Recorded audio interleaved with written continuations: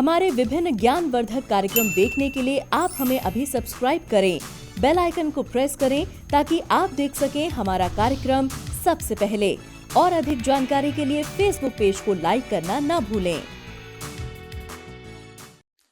जय मां इंद्राक्षी। इंद्राक्षी धाम में दर्शकों आप सभी का हम हार्दिक स्वागत करते हैं। आज के दिन जिन जातकों का जन्म दिवस है, मैरिज एनिवर्सरी है, उन सभी को हमारी तरफ से बहुत बहुत शुभकामनाएं। आज हम बात करने वाले हैं, घर में मुख्य दरवाजे अत्यधिक नहीं होने चाहिए। अत्यधिक दरवाजों का होना, और वो भी मेन गेट का होना। अब नाम है मेन गेट, मुख्य दरवाजा, लेकिन मेन गेट के नाम पर कई बार हमारी चार दीवारी में, बाउंड्री वॉल में कई दरवाजे होते हैं, तो वो घर की संचय शक्ति के लिए अच्छे नहीं होते। क्या कारण है, वो सारी चर्चा इस कार्यक्रम में आपको जानने को मिलने वाली है। अपने वास्तु के ज्ञान वर्धन के हिसाब से इस अंक को जरूर सुनिएगा। आज का पंचांग भी देखते हैं। 8 फरवरी, दिन मंगलवार, सन 2022, माघ मास, शुक्ल पक्ष, संवत 2078, तिथि अष्टमी, नक्षत्र भरणी, राहु काल 3 से 4:30, दिशा शूल उत्तर दिशा। घर में बहुत सारे दरवाजे होना एक अलग बात है। हमने इसके ऊपर पहले भी एक अंक बनाया था। अगर एक साथ 3-3, 4-4 दरवाजे हैं, एक दरवाजा ऐसे, फिर उसके सामने, फिर उसके सामने, फिर उसके सामने, यानी कि एक निगाह मारे तो हमें अंदर तक का नजर आ जाए, दरवाजे के सामने खुला दरवाजा होना भी अशुभ होता है। ये हमने पहले एक अंक बनाया था, सारी चीजें उसमें हमने आपको बताई थी। लेकिन आज का सब्जेक्ट है आपका घर। हम अपने घर में, जो अब तो फ्लैट सिस्टम है वो तो बात अलग है, लेकिन अगर फ्लैट सिस्टम में भी आपकी चार दीवारी के चारों तरफ कई दरवाजे हैं, उत्तर में भी है, पूर्व में भी है, और आपके पश्चिम में भी दरवाजा है, तो बहुत सारे दरवाजे चार दीवारी में अच्छे नहीं होते। अमूमन लोग 2 दरवाजे बनाते हैं, एक आपके आगे की साइड में और एक पीछे की साइड में। लेकिन ईशान्य कोण को यदि हम छोड़ दें, हम नैऋत्य कोण की बात करें, नैऋत्य कोण में और वायव्य कोण में अगर दरवाजा बना है और ठीक पीछे अग्नि कोण में दरवाजा बना है, तो ये वास्तु के लिहाज से अच्छा नहीं होगा।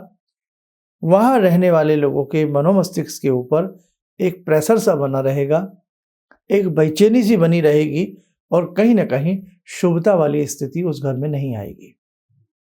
वो बात अलग है कि हमारे ग्रह ही इतने अच्छे हैं, हम कुछ ना कुछ समय पे कुछ विशेष उपाय कर लेते हैं, तो भले उसका फर्क न पड़े। लेकिन घर के वायव्य कोण में अगर दरवाजा होगा और उसके ठीक पीछे आग्नेय कोण में दरवाजा होगा, तो ध्यान रखना, हम वो जमीन खरीद लेंगे, यानी कि वो फ्लैट खरीद लेंगे या वो भवन बना लेंगे, लेकिन उसमें रहने का अवसर बहुत कम मिलेगा। आप प्रैक्टिकली देखना। और नैऋत्य कोण का दरवाजा और इसी प्रकार से ईशान कोण का दरवाजा अगर होगा, तो कहीं ना कहीं उस घर में कुछ न कुछ संकट, छुटपुट घटनाएं, तनाव, ऐसी चीजें उस घर में बनी रहेंगी। तो इसलिए ध्यान रखें, जब भी आप अपना प्लॉट लेकर के भवन बनाते हैं या ऐसी किसी बिल्डिंग में आप जाकर के रहते हैं जो बहुत सारे माले वाला सिस्टम बना हुआ है कि भाई 2 मंजिला, 4 मंजिला, 10 मंजिला, तो उसकी जहां आप उसको खरीद रहे हैं, उसकी जो मेन एंट्रेंस है, उसके बाउंड्री वाल के चारों तरफ देख लें कि कितने दरवाजे हैं, और वो दरवाजे कोनों में तो नहीं आते, कोण में तो नहीं आते, नैऋत्य कोण में तो नहीं आते, वायव्य कोण में तो नहीं आते, और आग्नेय कोण में नहीं आते, जो मैंने अभी कुछ बातें बताई हैं। एक अब बात अपनी पिछली रिपीट कर देता हूं, पहले भी बताया था, कुछ नए दर्शक जुड़े हैं वो भी सुन लें। अब जिस घर में आप रह रहे हैं, उस घर में भी दरवाजे के सामने दरवाजा और फिर दरवाजा नहीं बनाना चाहिए। 2 दरवाजे तक तो ठीक है, लेकिन कई बार क्या होता है कि मेन गेट के सामने ठीक आपका गेट होता है, ये तो एक आम बात हुई, लेकिन मेन गेट के सामने आपका गेट जिसमें आप रहते हैं, फिर उसके सामने गेट और फिर उसके सामने गेट, तो ऐसे अगर खुला बिल्कुल दरवाजा सा, सीधी एक सड़क सी उसमें नजर आती हो, तो वो शुभ नहीं होता। उसके लिए अब बन गया तो क्या करें, तोड़ सकते नहीं। उसके लिए उपाय ये है कि उनको बीच के दरवाजे को एक को अक्सर बंद रखें, और तीनों डोर का जो पेंट है जो उस पे हम करते हैं वो करीब करीब अलग रंग का होना चाहिए, या अक्सर उसमें कर्टेन पड़ा रहना चाहिए, ये आप ध्यान रखना। और यदि मुख्य दरवाजा और कोनों के दरवाजे विपरीत दिशा में भाग रहे हैं तो वहां आपको किसी वास्तु एक्सपर्ट को दिखाना ही पड़ेगा। कई बार आप प्रॉपर्टी खरीदते हैं, बहुत सारी बातें मेरी आपको बहुत लोगों को समझ में अभी नहीं आ रही होंगी क्योंकि ये सब्जेक्ट थोड़ा ऐसा है। बहुत लोग प्रॉपर्टी खरीदते हैं, बहुत मन से खरीदते हैं, लेकिन उस प्रॉपर्टी में जा ही नहीं पाते, उस प्रॉपर्टी में रह ही नहीं पाते हैं, और यदि रहते भी हैं तो बहुत तनाव के साथ रहते हैं। तो ऐसी स्थिति में या तो विश्वकर्मा जी का पूजन उसमें कराया जाए, अच्छे से विधि विधान से वास्तु पूजन कराया जाए, वास्तु यंत्र लगाए जाएं, और या किसी मर्मज्ञ से एक बार उसकी वास्तु विजिट कराई जाए, तब जाकर के उस घर में आपको अमन और चैन महसूस होगा। तो मुझे लगता है कि दरवाज़ों का रहस्य भी मामूली नहीं होता है। पहले बड़े हिसाब से दरवाजे बनाए जाते थे कि किधर विंडो बनानी है, बहुत सारी चीज़ें थी, और आज हम बहुत सारी चीज़ों को विलुप्त करते जा रहे हैं। पहले बड़ी बड़ी राजाओं की नगरियाँ बनती थी, दुर्ग बनते थे, किले बनते थे, तो कहीं ना कहीं वास्तुशिल्प के नमूने उसमें देखने को मिलते थे। और ऐसी बात नहीं है, वास्तु का जीवन के ऊपर एक बहुत बड़ा प्रभाव आता ही आता है। तो आप बस ध्यान रखें, जब भी आप भवन खरीदें या बनाएं, इन सब बातों का ध्यान रखें। आइए साधकों, समय हो चला आज की ध्यानमाला का। आज की ध्यानमाला में जुड़ते हैं बाबा हनुमान जी से। ॐ अतुलितबलधामं हेमशैलावदेयं धनुजवनकृशानु ज्ञानिनामग्रगण्यं सकलगुणनिधानं वानराणामधीशं रघुपतिप्रियभक्तं वातजातं नमामि। मनोजवं मारुततुल्यवेगं जितेन्द्रियं बुद्धिमतां वरिष्ठं वातात्मजं वानरयूथमुख्यं श्रीरामदूतं शरणं प्रपद्ये। श्रीरामदूतं शरणं प्रपद्ये। रामाय रामभद्राय रामचन्द्राय वेदसे श्रीरघुनाथनाथाय सीताया पतये नमः। श्री हनुमंताय नमः। कवच बना लें, ध्यान करें, बाबा हनुमान जी का शुभ आशीष हम सबके ऊपर बरस रहा है।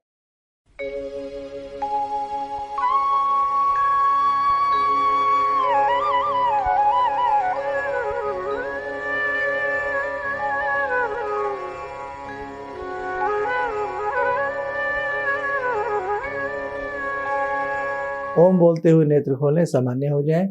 जिन जिन साधकों की वैदिक पत्रिकाएं संस्थान में आई हुई हैं, या रुद्राक्ष हैं, या जो भी चीज़ें हैं, वो शीघ्र से शीघ्र हम सबका भेजने का प्रयास कर रहे हैं।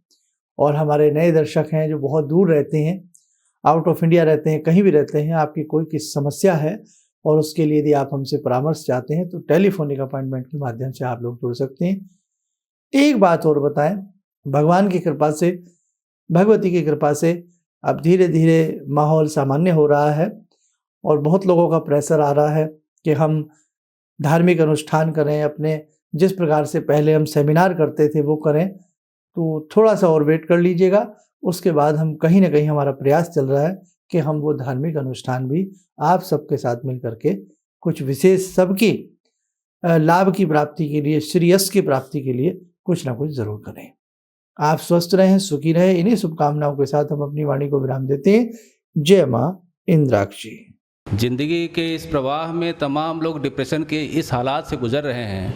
सफलता असफलता अपनी जगह की बात है, लेकिन पता नहीं कितने सारे लोगों को इन्होंने डिप्रेशन से उबारा है नया मोटिवेशन दिया है काम का।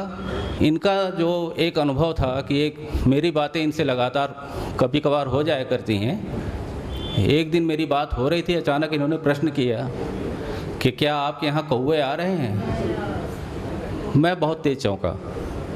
करीब 4-5 दिनों से कौवों का झुंड मेरे घर पे मंडरा था। तो मैं यही सोचने परेशान था, ये शुभ है अशुभ है, क्या चीज़ है। तो मैंने प्रश्न किया कि क्या मैंने आपको बताया कि मेरे घर में कौवे आ रहे हैं। कहने नहीं, मुझको दिखाई पड़ रहा है। तो कुछ तो अलौकिक है इनमें। दूसरा क्या जो इनका उद्देश्य है,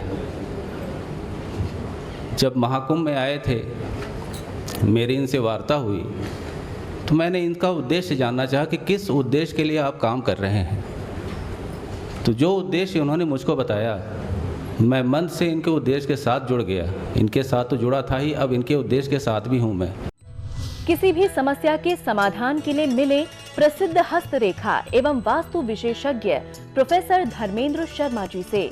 नोट: शिविर में भाग लेने हेतु एवं व्यक्तिगत रूप से मिलने के लिए कॉल करने का समय सुबह 10 बजे से शाम 6 बजे तक।